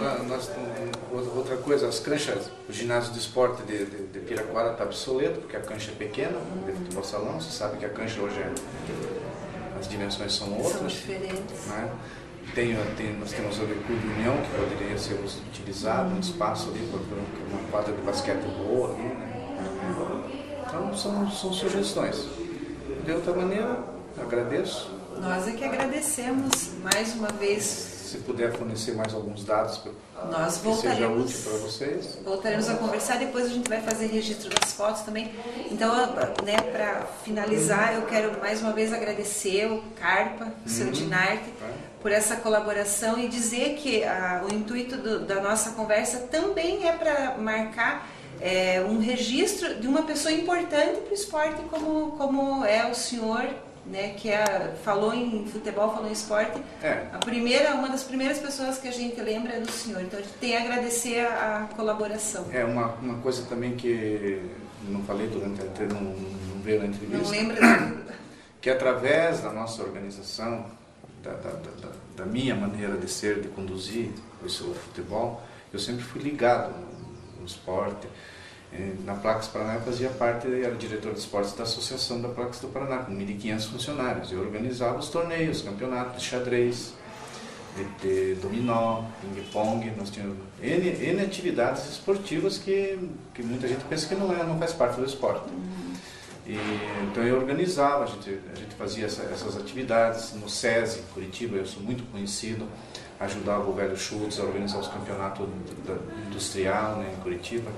Então fui campeão do SESI, joguei no Juvenil do Britânia. Então, nós temos mais uma pessoa de destaque. Eu joguei no Juvenil do Britânia, joguei no Juvenil, não cheguei aí para o profissional porque meu pai, depois na parede, eu gaseava muita aula e foi uma carta, né, que a escola técnica, se faltava 3 aulas em seguida, eu envia uma carta para o pai, comparecer no serviço de orientação educacional. Então meu pai foi lá, seu filho está faltando, o que me pegou pelo pescoço, o que está acontecendo? quer jogar futebol ou quer estudar? Não, quero estudar, então largue mão do futebol. Então, daí, porque a gente ia, gasteava aula e ia a pé lá treinar no Ferroviário, no Água Verde. Não tinha uma vaguinha, a gente ia treinar. E depois eu comecei a jogar. Só que joguei pouco tempo, porque daí meu pai me cortou. Né? Escolheu Ele tinha que me dar dinheiro para pegar o trem, porque o ônibus era de manhã e de noite, então a gente pegava o trem aqui, ia para Curitiba, onde é que eu vou passear? Vou lá na escola. Mentia, ia treinar. Então a gente teve assim uma trajetória difícil, nós não tinha chuteira, nós não tinha calção, nós não tinha meia, nós não tinha nada, jogava descalço, sabe?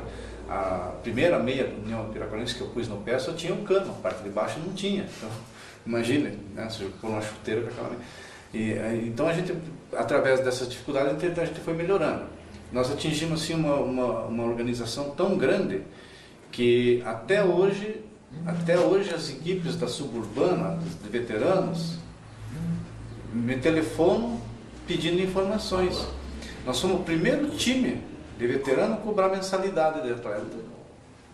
E todo mundo pagava, enfim. Para garantir essa organização. Né? O uniforme, que você falou ali, o uniforme, nós toda a vida prezamos pelo uniforme. O ponto principal de uma equipe é o seu uniforme. E nós toda a vida tínhamos uniforme, né? Às vezes sem o meia, sem o cano, mas tinha. Entrava no campo com meia, calção e tal. Muitas vezes você vê uma fotografia assim, você parece um cara com uma camisa de um jeito, outro de outro. Né? Mas basicamente o uniforme sempre... Aqui que a gente percebe uma pequena diferença que na gola, né? Que esse tem uma gola diferente, esse já tem outra. Né? Mas a gente percebe que é um uniforme, respeito ao padrão, né? Padrão. Então, nós chegamos ao ponto de decretar a falência dos veteranos em Curitiba, ao ponto de recusar a jogar em Curitiba, primeiro pela cobrança de 150 reais de aluguel para jogar, né? Que é o aluguel que o pessoal estava cobrando, e com isso foi perdendo adeptos. Segundo, porque o profissional ele para de jogar aos 28 anos, 29 anos ele já está se aposentando. E onde é que ele vai jogar? Nos veteranos. Nos veteranos. Então, tinha equipe de veterano que é só gurizada com 28, 30 anos. E aí você na época, 40, 45, 50 anos, vai correr atrás de um piá de 25, 28 anos. Então, isso começou a acontecer, começou a haver um desequilíbrio, os veteranos começaram eu não vou... lá no combate e barreirinha não dá para jogar, porque no primeiro tempo eles põem 5, 6 veteranos, velhos. Né? Ainda dá um jogo mais ou menos igual. Termina o primeiro tempo, você já está cansado, aí eles põem 11 piá para jogar. De 30, né? Daí com 10-0, 12-0, como uma vez fizeram 12-0, né? Daí não tem graça no jogo. Então a pessoa começou a abandonar. E através disso a gente fez uma exigência. Olha, aí ninguém quer jogar com vocês porque vocês põem muito guri. Então o pessoal começou.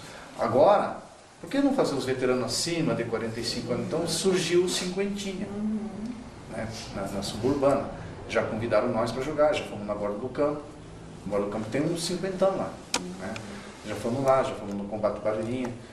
O Iguaçu quer que nós vá jogar lá também. Mas só joga se tivéssemos 50 anos.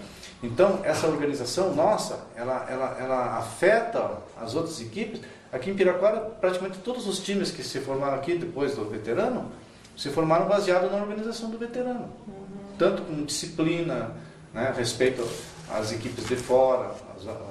Acaba sendo uma referência. E por outro lado, você veja, eu toda a vida me dediquei ao esporte, eu nunca fui convidado a exercer um cargo em Piraquara, para ajudar numa secretaria.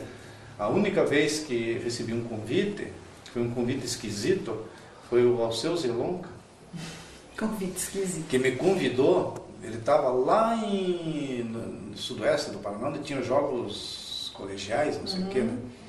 E eles estavam lá. E lá ele se emocionou, porque ele viu aquela organização, que foi a primeira vez que ele participou de uma festa esportiva da Sebulca, né? E daí falaram para ele, mano, por que você não convidou o cara para ser o secretário de esportes? Aí ele me ligou de lá. era meia-noite e tanto. E eu, aquela ligação, naquela hora da noite, né? Alô, aqui é o prefeito Alceu Zelon, cara. Estou aqui com o Valdir Alves Pinto, o pessoal da prefeitura. Eu queria que você, hoje é sexta-feira, segunda-feira você vai lá na prefeitura às 9 horas para nós conversar. Você vai ser o secretário de esporte de Piraquara. Se você quiser, até já pode preparar uma planilhazinha, alguma coisa ali, né? Então eu naquela época, eu recebi esse telefonema na sexta-feira, né? No sábado e domingo, no domingo nós jogamos no estádio. Eles já tinham voltado de lá. No encerramento, parece que foi no sábado, eles já voltaram. E tanto é que o Valdir jogou no domingo com nós. Aí o Valdir chegou lá, parabéns, só que não comenta com ninguém. Valdir, eu até já fiz lá uma planilhazinha lá. Você não imagina o que eu coloquei na planilha. 1984, 83, uma coisa assim. Deve ser 84, 85, por aí que foi a administração do Alceu Zelon. Uhum. Aí eu pus assim na planilha de conversar com a família Souza, aterrar essa parte aqui, virando a linha aqui, fazer aqui 5, 6 canchas de areia, fazer mais um campo, fazer um campo lá no Guarituba, municipal, fazer um campo, um outro campo para cá, fazer 3, 4 campos. Um acionamento no vôlei, no basquete, no futebol de salão. Pensou ações em todas as áreas. Todas as áreas. Fiz um global ali. Na segunda-feira, no memória, o Stanislau Chon. Deu um chilique no coração do Stanislau, o Stanislau morreu, né? Daí teve o guardamento, tal. Na quinta-feira não dá um infarto no Seu Zelon. Daí o que aconteceu? E daí o seu Vicentino não retomou? Não, daí o que aconteceu? Faleceu, aquela coisa, passou um tempo, foi, morreu e nunca mais falaram nada. Daí entrou o Vicentino, né? Depois o Jurandir Salgueiro estava colaborando, porque o Vicentino já era bem de idade, né? Praticamente, vamos dizer que o prefeito era o Salgueiro. Daí uma vez eu comentei com o Jurandir, disse, não, eu fiquei sabendo disso até, vamos ver qualquer coisa. Não que eu também quisesse, né? Daí não deu mais nada. E eu fiquei com aquele planejamento lá em casa, muitos anos, depois um dia, peguei, rasguei, joguei fora. Tá? Mas, seu Dinardo, o senhor colabora da sua forma? A gente tem... E não fique com esse sentimento ruim, porque nós, da nossa geração, eu principalmente, que não sou tão nova assim, mas venho de uma geração que também pratiquei esporte, fui jogadora do município de vôlei, a gente tem um respeito muito grande pelo senhor e pelo que o senhor representa pelo esporte. É justamente pelo sentido de colaboração, porque... Vamos dizer assim, até hoje eu ainda colaboro muito com o esporte chamado futebol, né? Mas lá no São Remo nós estamos agora fazendo um plano lá, um projeto para uma piscina, para que essa piscina possa fornecer aula de natação, lazer para os sócios e também para a prática de uma atividade técnica, um campeonato, alguma coisa assim, né? De repente, uma piscina... Até está sendo estudada a viabilidade de uma piscina semi-olímpica. Que dê para disputar esses campeonatos por aqui, né? E o principal objetivo é a aula de natação, né?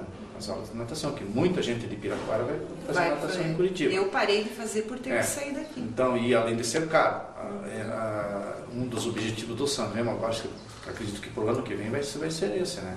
Porque hoje nós estamos lá iniciamos a obra do bar novo, cozinha nova, aqui onde é a secretaria, né? Convido vocês vão lá para ver a obra, enquanto está sendo construído, porque depois que estiver pronto, você nem sabe o que foi feito. Vá fotografar, Sérgio. Vá, está aberto, o clube está aberto o dia todo, estão os pedreiros trabalhando lá. Ali, a secretaria você não conhece mais, você nem sabe mais o que... Eu fui na FEMUSP a última vez que... Não conhece mais nada lá. Então, a notificação do São Remo está sendo feita assim, gradativamente, para chegar a atingir o ponto que nós queremos de ser aquele clube. Um clube com as atividades simples, mas que atinjam os sócios, porque a sociedade, já vamos partir para a sociedade, né? hoje, ela praticamente está se extinguindo, porque os clubes não sabem mais o que fazer para atender a necessidade do sócio. Então o clube faz uma cancha de bocha, é novidade, um mês todo mundo vai lá praticar bocha e depois morre, não vai mais ninguém mais frequenta, fica lá onerando o clube, né? Porque precisa de manutenção, fez um investimento, o clube faz um toboágua lá, no começo é um sucesso, tal, de repente começa a esfriar o tempo, fica 6 meses sem ninguém usar. Então, sabe, os clubes hoje não sabem mais o que fazer. Tem clube que já copiou uma ideia nossa aqui, que eu lancei no jornalzinho. Eu digo você, muitas coisas que a gente faz, os outros copiam. Nós lançamos um jornalzinho, eu tenho lá em casa o primeiro jornalzinho do São Remo. Então lá, conversa com mensagem do presidente. Todo mundo começou. Agora os clubes fazem assim no começo do jornalzinho, né? Mensagem do presidente. O presidente manda uma mensagem para os sócios. Né? Copiaram. Eu coloquei lá, o São Remo, escolha seu cantinho no São Remo para fazer seu jardim. O sócio ia lá no São Remo, eu quero esse pedacinho aqui, vou fazer um jardim aqui, vou pôr meu nome aqui. E esse aqui eu vou cuidar. Não foi ninguém. Mas a nossa proposta foi no Santa Mônica. E o Santa Mônica pôs a horta social. O cara vai lá, na Estrada da Graciosa, você vê na cerca da tela ali, você vê as hortas deles ali. Cada sócio tem um terreninho. Planta cebolinha, alface e vai colher no fim de semana. Agora estão fazendo jardim de flores. Né? Copiaram a ideia. Isso, Ednardo, o senhor tem muito ainda que colaborar. Então, a gente tem que procurar na sociedade a modernização, mas nunca esquecer o simples, o básico, que são as festas, as atividades sociais do clube. Nós estamos querendo implantar um CTG lá, mas CTG mesmo, né? CTG, porque hoje todos os clubes têm um CTG. É um anexo fora, pertence aos sócios, tudo, mas é um negócio só para tradições gaúchas. Entende? E tem muita gente que gosta aqui em Pirapá. São mais atividades. Mas você veja bem, toda a vida gostei disso. Né? Toda a vida estou ajudando, estou participando na própria secretaria, em todas as gestões, eu estou sempre comparecendo na secretaria, estou lá acompanhando, estou vendo o campeonato, estou vendo isso, estou vendo aquilo, estou aplaudindo, eu gosto, eu sinto que é bom, né? Precisa, essa rapaziada aí não tem, até foi motivo do que eu falei no discurso lá, né? Que bom que essa meninada agora tem um espaço para escolinha. No nosso tempo não tinha escolinha, não tinha nada disso. Não tinha quem orientasse. Não tinha uma pessoa que viesse trazer orientação para a gente. Então eu acredito que com a inauguração do estádio, a coisa vai melhorar muito. Vão sair jogadores profissionais, porque agora o pessoal vai ter um espaço para... Um espaço mais decente. Né? Um espaço para mostrar, para fazer as suas atividades. Até então tinham escolinhas ali, mas não saíram do chão, né? Vamos caminhando. Então é isso aí. Então, obrigada, Sr. Diretor.